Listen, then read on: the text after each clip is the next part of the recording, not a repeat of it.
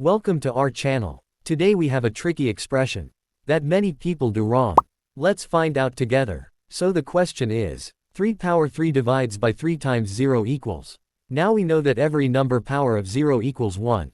So 3 power equals to 1. We get 1 to 3 divides 3 times 0.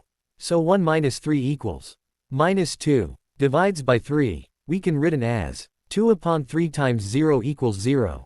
Because every number times 0 is equal to 0. But the answer is not correct. According to mathematics rule of PEMDAS, we have to solve this expression.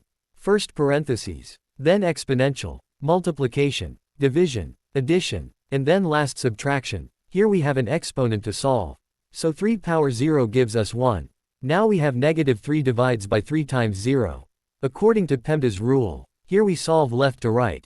First divides then multiply. So negative 3 divides by 3 equal to 1 we get 1 minus 1 times 0. 1 minus 0. So the final answer is 1. Thanks for watch the video.